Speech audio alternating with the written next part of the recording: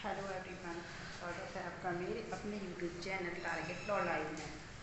आज मैं आपके सामने छत्तीसगढ़ के पर्पस से रजिस्ट्रेशन एक्ट के बारे में वन लाइनर के इम्पोर्टेंट वन लाइनर के बारे में बात करूँगी, जो सभी बच्चों के लिए पूरी पॉइंट ऑफ व्यू से बहुत ही इम्पोर्टेंट हो गए। तो चलिए समय ना बर्बाद करते हुए आज हम स्टार्ट करते हैं अपना छत्तीसगढ़ का रजिस्ट्रेशन एक्ट।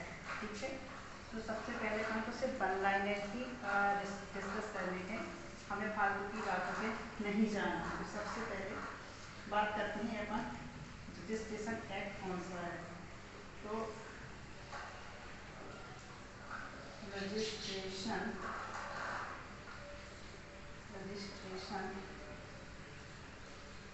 अधिनियम 1908 का ये क्या है, अधिनियम। ये सबसे पहले हमें कौन सा 1908 का ये अधिनियम है, जो किसका सब्जेक्ट है, कॉन्स्टिट्यूशन कौन सी शेड्यूल का सब्जेक्ट है, जो कॉन्स्टिट्यूशन की 7 शेड्यूल का क्या है, सब्जेक्ट है। 7 शेड्यूल का क्या है, सब्जेक्ट है। एंड और ये क्या है, कॉन्फ्रेंस लिस्ट का यानी समवर्ती सूची का विषय है, जिस पर स्टेट गवर्नमेंट या सेंट्रल गवर्नमेंट दोनों ही क्या है, लॉ बना सकती हैं। तो सबसे पहले अपना इम्पोर्टेंट पॉइंट यही है। अगर अब इनमें बात करें तो सेक्शन कितने हैं, 93 सेक्शन है इसमें। और पार्ट शायद आई थिंक मुझे क्लियर नहीं है, बट आप देख लीजिए कितने पार्ट हैं। बट सेक्शन 93 में ये भी क्लियर है। ठीक है, अब हम बात कर रहे हैं दूसरा, फर्स्ट पॉइंट हो गया। सेकंड हम बात करते हैं कि रजिस्ट्रेशन अधिनियम का जो एक्ट नंबर कितना है, एक्ट नंबर कितना है इसका, 16। एक्ट नंबर अपना कितना है, 16 एक्ट नंबर है ये। और दूसरा पॉइंट, थर्ड पॉइंट अपना इम्पोर्टेंट पॉइंट कौन सा है, थर्ड पॉइंट है आपका जो रजिस्ट्रेशन एक्ट में जो मेजर चेंजेस, जो इम्पोर्टेंट चेंजेस कब हुआ था, सबसे ज़्यादा अमेंडमेंट कब किया गया था, तो ये अपना 2001 में किया गया था। 2001 में किया, जिसका एक्ट नंबर कितना था, जिसका एक्ट नंबर था 48। एक्ट नंबर कितना था, 48, जो कब से प्रवर्तन या इन्फोर्स में है, जो क्या है, जो अपना 24 सितंबर 2021 से ही क्या है, इन्फोर्स में, क्योंकि छत्तीसगढ़ में अमेंडमेंट सेक्शन हर चीज़ वहाँ इम्पोर्टेंट होती है। तो ठीक है, हमें ऐसा कोई पॉइंट नहीं छोड़ना है, यहाँ से क्वेश्चन बन सकते हैं। ठीक है, तो अपना ये चीज़ें अभी हो गई हैं, ये अपना ये इसका बेस है। ठीक है, कि इसमें ये कौन सा लॉ कौन सी लिस्ट का है, सेक्शन कितने हैं, एक्ट नंबर कौन सा है, और मेजर अमेंडमेंट वाला एक्ट कौन सा है। तो ये अपनी क्या है, ये इसका इम्पोर्टेंट थोड़ा सा जान लीजिए कि इसमें कितना क्या कितनी चीज़ें इम्पोर्टेंट हैं। ठीक है, अब हम चलते हैं इसके पार्ट फर्स्ट के बारे में बात करते हैं। ठीक है, जिसमें कितने से 1 से 2 सेक्शन हैं। ठीक है, और टू बहुत सारे क्लॉजेस हैं, जिसमें डेफिनेशन क्या क्या है, किसमें क्या आता है, कैसे बहुत सारी चीज़ें बताई गई हैं। ठीक है, हाँ, अब हम बात करते हैं इन्फोर्समेंट में कब आया है। तो इन्फोर्समेंट में अपना ये 1 जनवरी 908 से इन्फोर्समेंट ये आया है। ठीक है, बट 31 अक्टूबर 2009 से ये क्या है, होल ऑफ इंडिया पर क्या है, एप्लीकेबल है। ठीक है, 31 अक्टूबर 2019 से ये होल ऑफ इंडिया पर एप्लीकेबल है। ठीक है, अब हम बात करते हैं सेक्शन 2(1) की। इससे बताया गया है अभिवर्णन। अभिवर्णन क्या है, क्या है अभिवर्णन,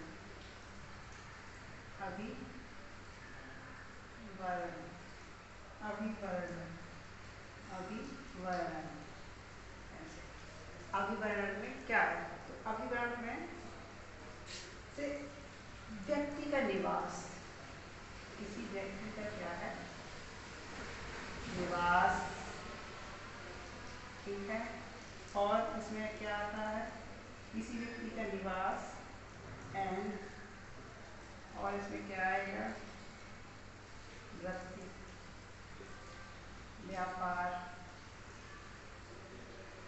वृत्ति, व्यापार, तंतु, उपाधि। मैं आपको शॉर्ट में बता रही हूँ, सारे में बहुत ज़्यादा टाइम कंज्यूम होगा, ठीक है।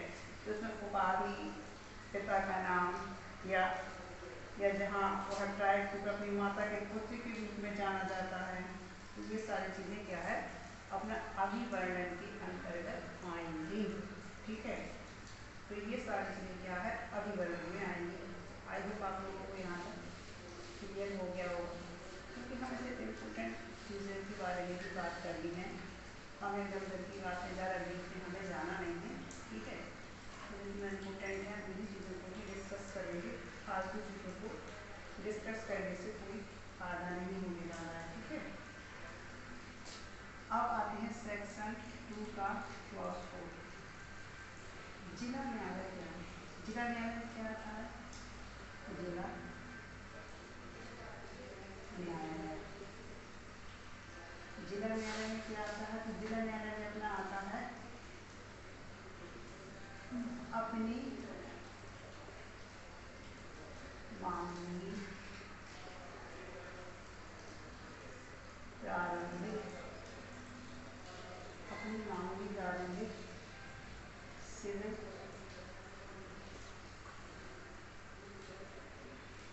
अधिकार का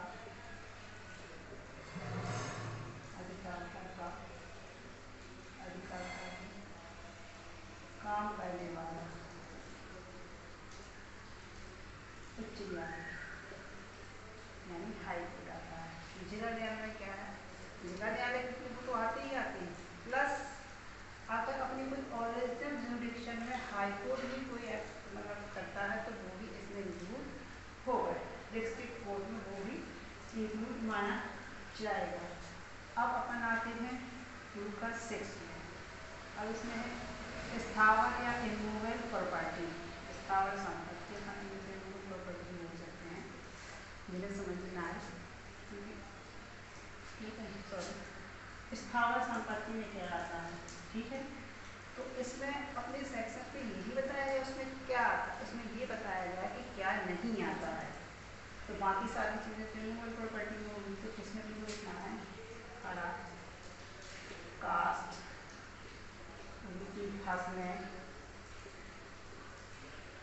फसलें, और क्या है? घास नहीं आती, ठीक है। ये चीज़ें क्या है? स्थावर संपत्ति में नहीं, बाकी जो भी चीज़ें हैं सारी इमूवेबल प्रॉपर्टी में इंक्लूड की जाएंगी, ठीक है। अब अपन बात करते हैं किसके बारे में? हाँ, माइनर कौन है? तो सबसे पहले हमें ये बात करना है कि इस एक्ट के पर्पस के लिए माइनर यानी अव्यक्त कौन सा व्यक्ति है, किसको माइनर मानेंगे? तो माइनर वही व्यक्ति है जो जिस लॉ के अधीन वह व्यक्ति है, उसके अधीन उसको क्या है? वो मेजर नहीं है, उसको नहीं माना गया है कोई मेजर हुआ है, वो व्यक्ति माइनर माना जाएगा हमारे यहाँ। और हम ये 18 का कोई रूल इस चीज़ में एप्लीकेबल नहीं होगा, ठीक है। तो जिस लॉ के अंदर वो आता है, जिससे वह क्या गवर्न करता है, तो उसके मेजर तो माना है, अदरवाइज वो क्या है? वैक्स नहीं है, अव्यस्त माना जाएगा, ठीक है। अब हम बात करते हैं मूवेबल प्रॉपर्टी। मूवेबल प्रॉपर्टी कहाँ है? 9 में। मूवेबल प्रॉपर्टी में क्या है? मूवेबल प्रॉपर्टी में इसी से खड़ा काट घास ये सब हमने लिखा, तो ये मूवेबल प्रॉपर्टी में आती है। और भी बहुत सारी चीज़ें रस स्थावर संपत्ति के सिवा हर प्रकार की प्रॉपर्टी क्या है? मूवेबल प्रॉपर्टी के अंदर आपकी इंक्लूड की जाएगी जंगम संपत्ति, ठीक है, जंगम संपत्ति। तो ये सारी चीज़ें क्या है? मूवेबल प्रॉपर्टी में आएंगी 2 में, ठीक है। अब अपन आते हैं प्रतिनिधि कौन होता है? सेक्शन 2 का 10 प्रतिनिधि। तो प्रतिनिधि अपन इस एक्ट के पर्पज के लिए किसे मानेंगे? प्रतिनिधि में क्या आएगा?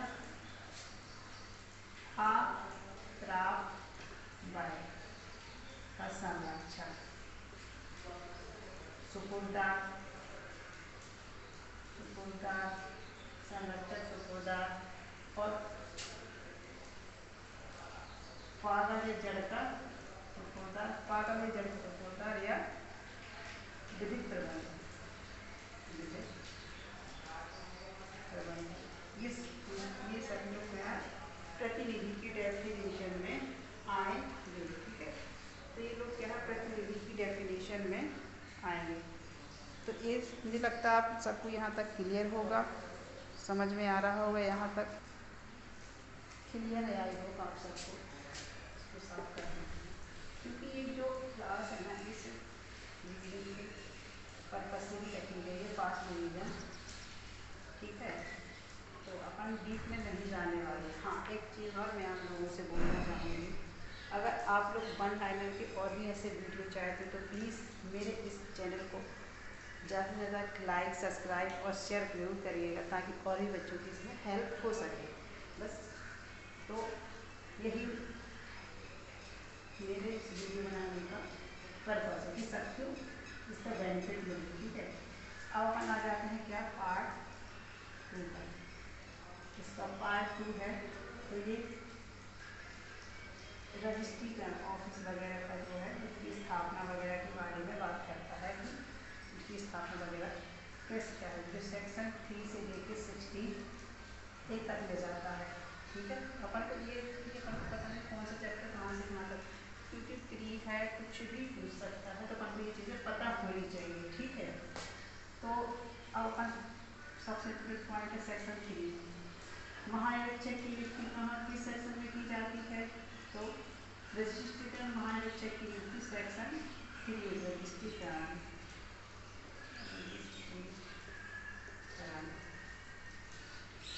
महानिरीक्षक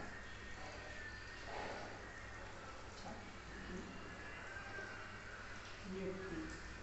ठीक है, तो ये सेक्शन 3 में की जाती है। ठीक है, और अब हम बात करें कि इंस्पेक्टर जनरल की नियुक्ति, इंस्पेक्टर जनरल की नियुक्ति कौन करता है? नियुक्ति कौन करता है? तो स्टेट गवर्नमेंट। ठीक है, यानी राज्य सरकार द्वारा इसकी नियुक्ति इंस्पेक्टर जनरल की नियुक्ति की जाएगी। ठीक है, अब बात करें महानिरीक्षक किसके अंडर में जो उसका ऑफिस है वो किसके अंडर में दोस्तों क्या है? कौन करेगा, हाँ करेगा, तो क्या है सारे ऑफिसर स्टेट गवर्नमेंट की अधीन होते हैं जो जिस उससे अपॉइंट किए जाते हैं।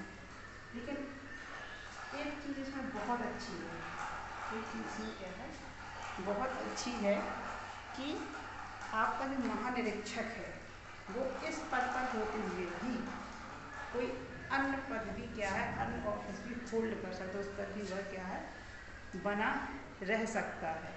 ठीक है, तो ये बहुत इम्पोर्टेंट पॉइंट है कि ये महानिरीक्षक है जो इसके साथ साथ कोई अदर पोस्ट भी होल्ड कर सकता है, उस पर भी रह सकता है, उस पर भी रह सकता है। ठीक है, अब हम बात करते हैं सेक्शन 5। अपन इसे प्रोडक्ट प्रॉब्लम की बात करनी है, आलतू फालतू चीज़ों के बारे में तो बिल्कुल नहीं जाना है। ठीक है, अब अगर हम बात करें कि जिले और उप जिले की सीमाओं को कौन इस एक्ट के पर्पज के लिए वैध करता है, जैसे तो वो भी अपना टैक्स स्टेट गवर्नमेंट की है। ठीक है, अब हम बात करते हैं सेक्शन 6 की। एक अपन को एक एक पॉइंट में सारी चीज़ें समझनी है। ठीक है, सेक्शन 6 की बात करते हैं तो सेक्शन 6 बात करती है कि जो किसी और लोक ऑफिसर या किसी अन्य व्यक्ति को क्या राज्य सरकार क्या कर सकती है, अन्य व्यक्ति को भी क्या कर सकती है, रजिस्ट्रार या उप रजिस्ट्रार नियुक्त कर सकती है। क्या कर सकती है? रजिस्ट्रार या उप रजिस्ट्रार नियुक्त कर सकती है। ठीक है, जिलों के विकास अधिकारी नियुक्त कर सकती है। ठीक है, यहाँ तक आई होप सबको क्लियर ही होगा।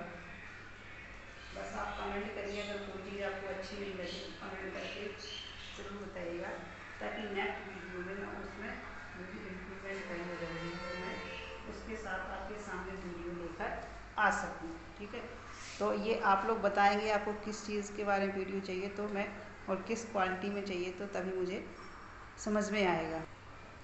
सेक्शन 7 अपनी किस बारे में बात करती है? तो सेक्शन 7 बात करती है सेक्शन 7 रजिस्ट्रार या उप रजिस्ट्रार के कार्यालय की स्थापना, जो क्या करेगी? स्टेट गवर्नमेंट करेगी। ठीक है, और सेक्शन 8 अपनी किसके बारे में बात करती है? सेक्शन 8 अपनी बात करती है रजिस्ट्री कार्यालय में निरीक्षक की नियुक्ति। रजिस्ट्रार कार्यालयों में निरीक्षकों की नियुक्ति, इसके बारे में प्रोविजन करती है। अभी आप अपन ने सेक्शन 3 में पढ़ा था कि महानिरीक्षक की नियुक्ति, तो वो सेक्शन 3 में है, और जो 8 में है वो निरीक्षक की नियुक्ति है। ये महानिरीक्षक की नियुक्ति, तो 8 में निरीक्षक की नियुक्ति के बारे में किया गया है। ठीक है, तो जो किसके सबऑर्डिनेट होगा? जो क्या है कि क्या महानिरीक्षक है ना, उनके सबऑर्डिनेट होगा, ये अधीनस्थ होगा, अधीनस्थ होगा। ठीक है, उसके निरीक्षक महानिरीक्षक के क्या है? अधीनस्थ होंगे। ठीक है, अब हम बात करेंगे सेक्शन 10 के बारे में। सेक्शन 10 किस बारे में बात करती है? सेक्शन 10 की जब कभी किसी जिले में, जब कभी किसी जिले में, जब कभी किसी जिले में क्या है? स्थायी अस्थायी रूप से रिक्त है। किसका पद रिक्त है? इंस्पेक्टर जनरल ऑफ रजिस्ट्रार का पद क्या है? सॉरी, एक चीज मैंने आपको यहाँ गलत बता रही हूँ, तो मैं सही आपको सही बताऊँगी, दिमाग से निकल गया था। तो देखो, जब जिले में क्या है? जिले में रजिस्ट्रार जो है उसके पद में क्या? अस्थायी रिक्ति है, अस्थायी रिक्ति है। तो उसकी स्थायी पूर्ति होने तक क्या है? पूर्ति होने तक, स्थायी पूर्ति होने तक क्या है? इंस्पेक्टर जनरल ऑफ रजिस्ट्रेशन को, इंस्पेक्टर जनरल ऑफ रजिस्ट्रेशन को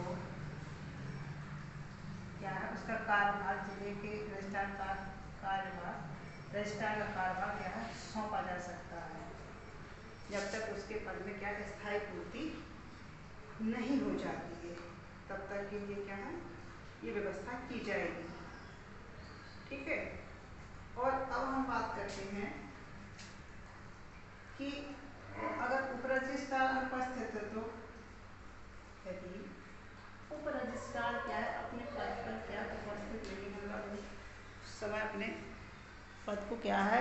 किसी भी कारण से यदि उप रजिस्ट्रार पद रिक्त होता है, तो उस दौरान क्या है?